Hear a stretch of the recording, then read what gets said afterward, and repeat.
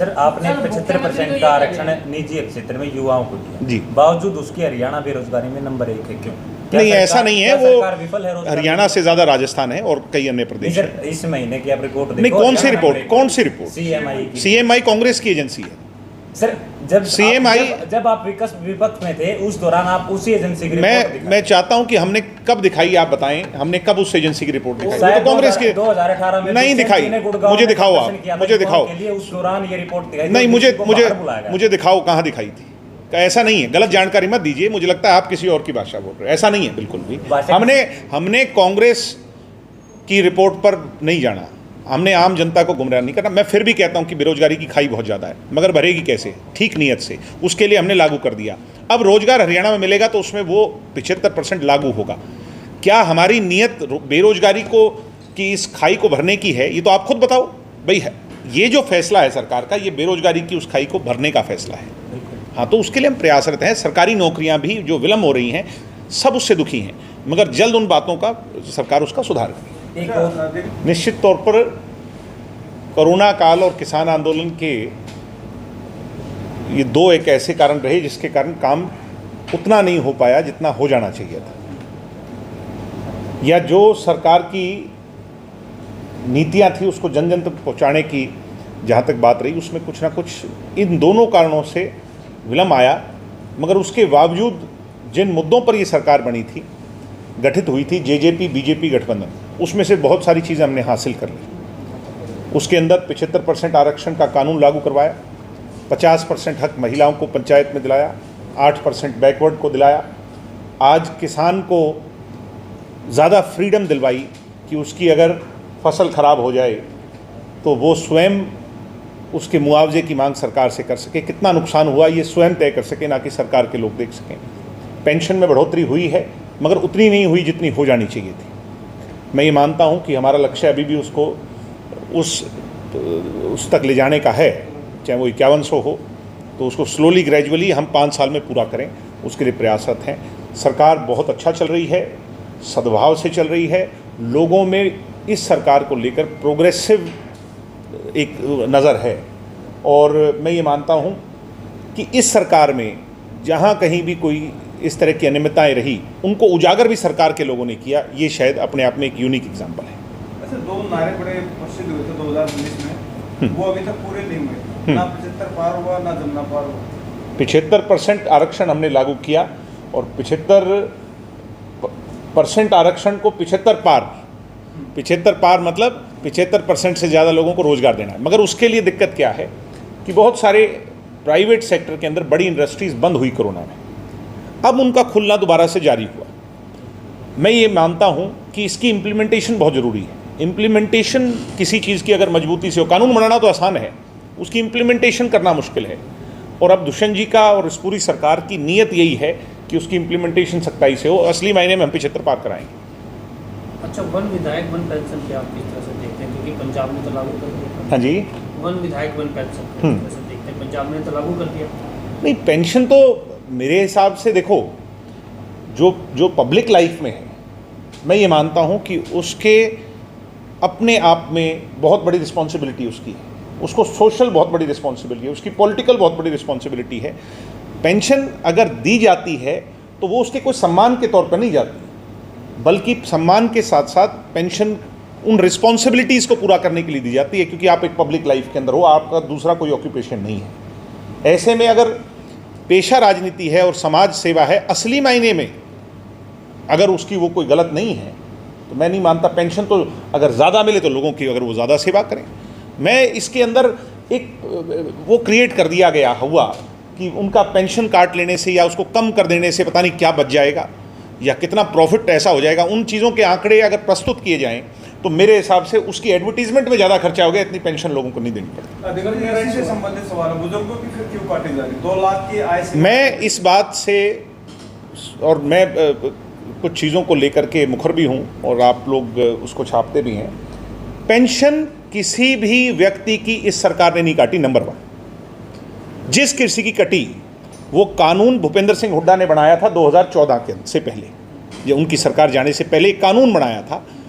मैं आज मांग करता हूं और मैंने पीछे भी इस बात को कहा कि उनके बनाए कानून में एक बड़ी कमी है कि 1,80,000 से ऊपर या 2 लाख से नीचे वाले की पेंशन कटेगी। ये आज से नहीं है, ये स्वर्गीय चौधरी देवीलाल जी ने जब पेंशन लागू करी तब भी ऐसा कानून था, मगर समय समय पर ग्रेजुअली उसको बढ़ाया गया। आज जरूरत है 2 लाख नहीं, उसको कम से कम 10 लाख तक करना चाहिए, उसको नहीं बढ़ाया गया और इस बात का शोर अब ज़्यादा मचाया जा रहा है। तो इसलिए किसी को भी इसके अंदर मिसगाइडेड होने की जरूरत नहीं है। पेंशन के लिए सरकार प्रतिबद्ध है और मैं कहता हूं कि इस 2 लाख वाली कैटेगरी को 2 लाख ना करके 10 लाख कम से कम किया जाए, मेरी ये मांग हुई है। अच्छा, कुलदीप बिश्नोई बीजेपी में शामिल हुए हैं। विपक्ष कह रहा है कि दुष्यंत चौटाला के विकल्प के रूप में कुलदीप बिश्नोई को देखा जाए। तो बड़ी अजीब सी बात, दुष्यंत चौटाला का क्या विकल्प है? और दुष्यंत चौटाला अभी 33-34 साल के नौजवान हैं, हरियाणा ने उन्हें अपनाया है, गले लगाया है, हरियाणा की जनता तय करेगी। आप मानते हैं कुछ प्रभाव पड़ेगा? कोई प्रभाव नहीं पड़ेगा, बल्कि 1 और 1 11 होकर के मजबूती से काम करेंगे। देखिए, ताली एक हाथ से नहीं बजती, तो अगर 2 लोग एक क्षेत्र के अंदर एक साथ आ जाएं तो काम भी होगा, प्रोग्रेस भी होगी। और सकारात्मक सोचें ना, नकारात्मक क्यों सोचें? बीजेपी चुनाव लड़ेगी, उपचुनाव में बीजेपी अपना उम्मीदवार उतारेगी अतुलपुर से। अभी तो चुनाव की घोषणा होने दीजिए। राजनीतिक तौर पर ये फैसले राजनीतिक होते हैं और ये भविष्य में तय होगा कि हम लड़ेंगे या बीजेपी लड़ेगी, कौन लड़ेगा, ये तो दोनों पार्टियों बैठ के तय करें। पिछले 20 साल का अगर तुलनात्मक आप समीक्षा करें तो कौन सा प्रशासक अच्छा रहा है मुख्यमंत्री के तौर? इसमें कोई दो राय नहीं कि चौधरी ओम प्रकाश चौटाला जैसा प्रशासक हरियाणा में नहीं, हिंदुस्तान में भी कोई नहीं हो सकता, क्योंकि उनकी जो सोच थी, मैं किसी को इसमें कम नहीं आंक रहा, मगर मैं उन्हें ज़्यादा ज़रूर आंक रहा हूँ क्योंकि उनकी लगाम प्रशासन पे बहुत बढ़िया थी। कई बार हमें ये महसूस होता है कि उनके 2004 के बाद जो टेन्योर्स रहे उसमें एडमिनिस्ट्रेशन हावी हो गया, और एडमिनिस्ट्रेशन हावी होने का कुछ ना कुछ नुकसान जनता को होता है, और उसमें सबसे बड़ी देन कांग्रेस है। कांग्रेस में खाओ और खाने दो की नीति जो रही, उससे सबका नुकसान हुआ। आज भी मैं कहता हूँ, और मुझे कहते हुए कोई शंका नहीं, एज एडमिनिस्ट्रेशन को आज भी बहुत लगाम उस पर लगाने की आवश्यकता है। डीसी और एसपी को असली हैसियत चौधरी देवीलाल जी ने दिखाई, बड़े बड़े आईएएस अधिकारियों को गांव में ले जाके बिठाया। आजकल कहीं ना कहीं इन अधिकारियों में फिर वो आ गया कि नहीं, जनता और उसके बीच का जो गैप है उसको फिर दूर करना चाहिए। इनको एहसास होना चाहिए जनप्रतिनिधि और जनता ये प्रमुख है और अफसरशाही उनकी सेवा के लिए है, ये इस गैप को कम करना होगा। चौटाला साहब एक चीज कहते हैं कि जब मेरा राजगैर 5,000 करोड़ रुपए खजाने में छोड़ के गया, सरप्लस थे, अब ऐसे हालात क्यों बन गए? इसमें कोई दो राय नहीं, इसमें कोई दो राय नहीं। और हमें लोन पे बैक करना चाहिए, हमें कुछ चीज़ों को चाहे कम कर करके, मगर सिर्फ और सिर्फ जो है ना वाहवाही लूटने के लिए नहीं, बल्कि भविष्य के लिए भी सोचना चाहिए। चौटाला साहब भविष्य के लिए सोचते थे, जिसकी वजह ये रही कि वो इतना छोड़ करके गए थे कि मैं आऊँ या ना आऊँ, हरियाणा के जो नया बच्चा पैदा हो उसके सिर पे कर्ज ना हो। आज कर्ज है, ये शर्म की बात है, मगर उस कर्ज को दूर कर रहे हैं। मैं आपको ये वादा करता हूँ, जितना मुझे जानकारी है, बाकी मैं सरकार में तो नहीं हूँ, मगर सरकार का सहयोगी होने के नाते मैं ये वादा करता हूँ कि ये सरकार सबसे ज़्यादा कर्ज पे बैक करेगी आने वाले 2 साल। लेकिन जिस तरह से बेरोजगारी है, महंगाई है, भ्रष्टाचार है, और जिस तरह से आए दिन क्राइम लगातार बढ़ता जा रहा है, सरकार लगाम क्यों नहीं लगा रही? नहीं, कोई अगर कोई विशेष बात है तो उसको बताओ ना, ये तो इन जनरल आपने बोला, ऐसा नहीं है। कोई भी है उसके लिए सरकार एक्शन में। सर, आपने 75% का आरक्षण निजी क्षेत्र में युवाओं को दिया जी, बावजूद उसकी हरियाणा बेरोजगारी में नंबर 1 है, क्यों? नहीं, ऐसा नहीं है, वो विफल है हरियाणा से ज़्यादा राजस्थान है और कई अन्य प्रदेश हैं। इस महीने की आप रिपोर्ट नहीं, कौन सी रिपोर्ट? कौन सी रिपोर्ट? सीएमआई की। सीएमआई कांग्रेस की एजेंसी है सर। जब CMI जब आप विपक्ष में थे उस दौरान आप उसी एजेंसी की रिपोर्ट दिखाई। मैं चाहता हूं कि हमने कब दिखाई, आप बताएं, हमने कब उस एजेंसी की रिपोर्ट दिखाई? शायद तो कांग्रेस की 2018 में नहीं दिखाई। मुझे दिखाओ, आप मुझे दिखाओ। उस दौरान ये रिपोर्ट दिखाई नहीं, मुझे दिखाओ कहाँ दिखाई थी। ऐसा नहीं है, गलत जानकारी मत दीजिए, मुझे लगता है आप किसी और की भाषा बोल रहे हैं। ऐसा नहीं है बिल्कुल भी।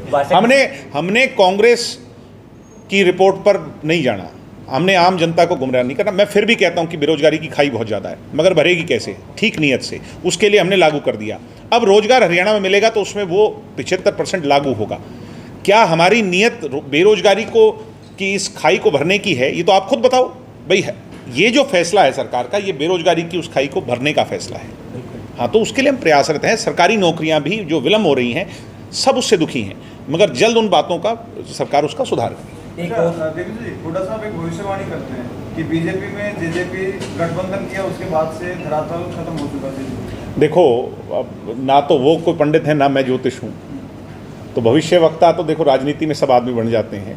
मैं एक बात जरूर कह सकता हूँ, चौधरी भूपेंद्र हुड्डा, अब कुलदीप जी तो चले गए, कुछ और लोगों का भी सुनने आ रहा है आपके यहाँ नज़दीक से, वो भी चले जाएंगे, और अंतिम में 2024 से पहले चौधरी भूपेंद्र हुड्डा भी कांग्रेस को छोड़ेंगे। मैं ये आज आपके रिकॉर्ड पे कह रहा हूँ। कहाँ जाएंगे? वो पता नहीं कहाँ जाएंगे, भविष्य के घर में छिपाए, मगर ये तय है वो कांग्रेस को ऐसे मझधार पे लाके छोड़ देंगे जहाँ कोई कांग्रेस का हाथ पकड़ने के लिए भी नहीं बचेगा। लेकिन जिस तरह से हाईकमान ने उनका पूरी शक्ति दे दी है, लेकिन उनके फिर भी गुटबाजी है, जैसे केंद्र चौधरी। मैंने एक बात कही थी कि कांग्रेसियों को, कांग्रेस के नेताओं को एक कमरे में बिठा दो, आधा घंटा भी अगर वो बैठ के बाहर आ जाएं और खुशी खुशी प्रसन्नता से आ जाएं तो बहुत बड़ा मैं उनको खिताब दूंगा।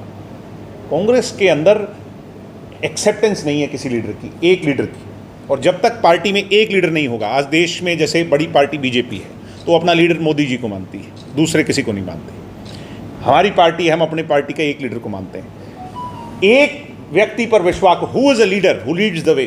कांग्रेस के अंदर 10 दिशाओं में 10 लीडर घूम रहे हैं, तो कार्यकर्ता किसके साथ जाएं? पीछे कोई कहने लगा पत्रकार मुझे कि कांग्रेस का जी अब हुड्डा जी बन गए हैं, अब इसका वो बन जाएगा बॉडी स्ट्रक्चर सारा। तो मैंने कहा था कि आप मेरी बात लिखवा लीजिए अगर ये अपना स्ट्रक्चर पूरा खड़ा कर ले, और आज कितना समय हो गया नए अध्यक्ष को भी, आज भी ये तय नहीं कर पाए।